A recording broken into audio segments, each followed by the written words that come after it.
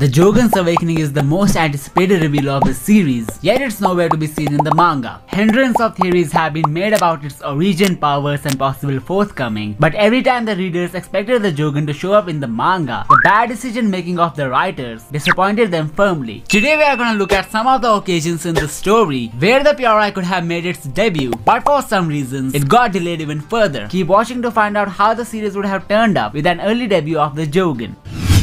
Most of the hate that the Boruto series gets is due to its monthly release, along with its unpredictability that breaks the expectations of fans. The time skip has still not arrived. Also, it has been more than 6 years since we first saw its teaser. An anime exclusive dojutsu, which has no basis in the manga, is also being teased from the last 4 years. Yet we don't have any solid basis to consider it manga canon as of now. A glimpse of this eye was shown when the Otsutsuki God panel, which did not get an anime adaptation, appeared in the manga. Excluding the first chapter, there is not even a single frame of the Jogan in the manga, which made some people believe it's not even canon. The Ishiki fight was the first opportunity for the writers to introduce the Jogan in the most epic way. When Boruto went unconscious in this fight, Momoshiki took him over and this panel was shown as the cliffhanger for one of the chapters. Back then many people believed that it was the Jogan, and Boruto activates the Pure Eye theories were flooding the internet. Even though it was later revealed not to be the Jogan, which disheartened the people who had got their hopes high. This demonic possession of Boruto's body led to the loss of Sasuke's Rinnegan, which in turn led to the series getting more hate as both the OGs of Naruto received a huge nerf in a single volume. This was mainly done to put the spotlight on Boruto and Kawaki, as they were gonna become the atomic bombs of the shinobi world. So what if the Jogan had actually activated during the Ishiki fight? How would have things ended up? My guess is that Kawaki wouldn't have been the MVP of the fight, and the one responsible for Ishiki's ultimate defeat would have been Boruto. Upon activating the Pure Eye, Boruto would face off Ishiki, and once the Otsutsuki would catch a glimpse of the Jogan, he would instantly freak out, giving Naruto and the others a chance to lay him down. The Jogan's divine abilities could have also helped in defeating Ishiki, like by fastening the time he experiences or some Fuinjutsu stuff. Naruto and the others might be thinking that Boruto gained the master control of Momoshiki's powers. Little did they know it was the power of the Otsutsuki God which helped them to defeat Ishiki. The second time that I think was no less than a golden opportunity for the Jogan's introduction is the death of Boruto in chapter 76.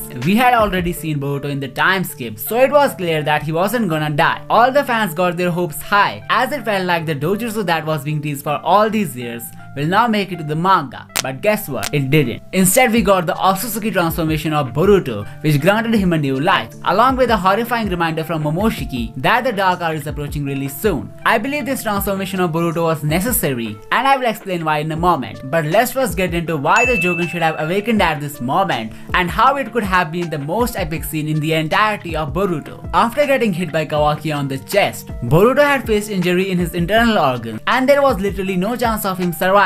The Jogan, which translates to Pure Eye, could have awakened here to not only regenerate the destroyed organs and tissues, but also to purify the curse of the Otsutsuki who had led Boruto this far. A very good explanation for this would have been the translation of the Jogan being Pure Eye, being too similar to the Pure Land, the afterlife in Narutoverse. Upon entering the Pure Land, the dojutsu of the Otsutsukis that Boruto has been blessed with would have been activated, leading his soul to re-enter his body, along with purifying all his fatal wounds and injuries. There is another turn that the story could have taken here to not only activate the Jogan, but to bestow the scar on Boruto as well. As we know, Code was also on the battlefield when this incident happened, and upon seeing Boruto being all okay even after Kawaki's attack, he could have went to kidnap him, as he was more vulnerable than Kawaki at the moment. The right eye of Boruto being lit with some never before seen power could have persuaded Code to slash it off along with the headband. This would have definitely been a really great way to carry on the story by applying the dark elements like death and scars. The part 1 of the story could have ended here by instantly taking us to the time skip to spark off some thrill in the series, eventually after the two biggest incidents. Subscribe if you want me to do a similar video on the Boruto time skip. There is also a video on the alternate reality theory and the origin of the Otsutsukis coming really soon, so I hope you hit the bell as well. While the Jogan theories that I mentioned could have been really beneficial to the plot, there is a very rational reason behind Boruto's Otsutsuki transformation that I don't think many people are concerned about. The story of Boruto is not limited to the shinobi world, but also the celestial world that he couldn't visit if he had not become an Otsutsuki. Amado also confirmed in chapter 74 that soon Boruto and Kawaki will be able to fly around like Aida and Daemon because of their alien prowess, so it's very likely that Boruto opening portals to the realms of the alien world won't be a big deal for him. The number one fact to prove this theory are the plot holes revolving around the Otsutsukis that have not been solved yet.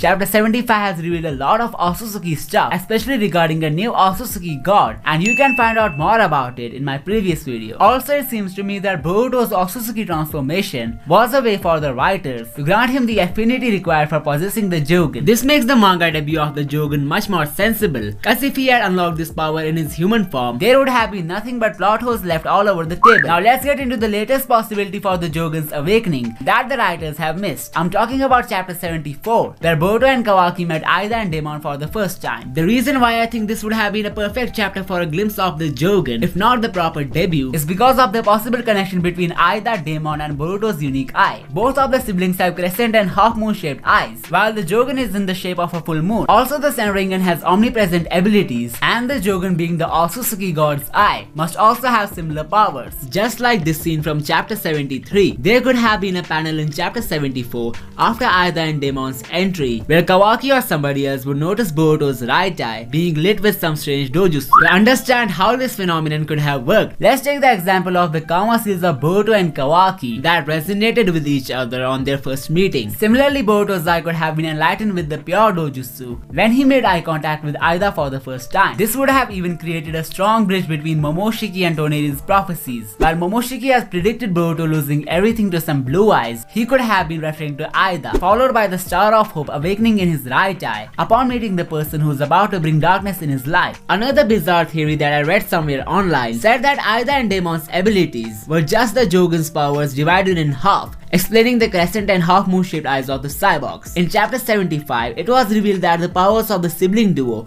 originates from Shiba Otsutsuki. The panel of this new character has also been shown with the mysterious dojutsu. I will cover a lot of Otsutsuki god stuff in the future, including its connection with Kishimoto's other works, so subscribe to not miss any of them. So if everything falls into place, there's a really good amount of chance that Aida and Daemon will be the trigger to Boruto's Jogan. Also, Aida's eyes are way too similar to the Otsutsuki symbol worn by Toneri, and by looking at these comparisons of Boruto and Aida's eyes to the stills of the last movie, it seems like Aida is somewhat related to Toneri, explaining why Mitsuki fought for her so much and the impact that she holds on Boruto's life and the Jogan. Nevertheless, if the writers haven't forgotten about the Jogan, then we might get to see its glimpse in the manga really soon. What we do know is that it does exist in the manga, considering the Otsutsuki god panel is 100% canon, and this panel yet another time proves that Boruto's adventures could begin in the Otsutsuki world after the Jogan would grant him access to the Celestial Realm. Find out more about the ultimate abilities and unexpected trigger of the Jogan in this video right here. Also, don't forget to subscribe the channel for more Boruto content. I will see you next time.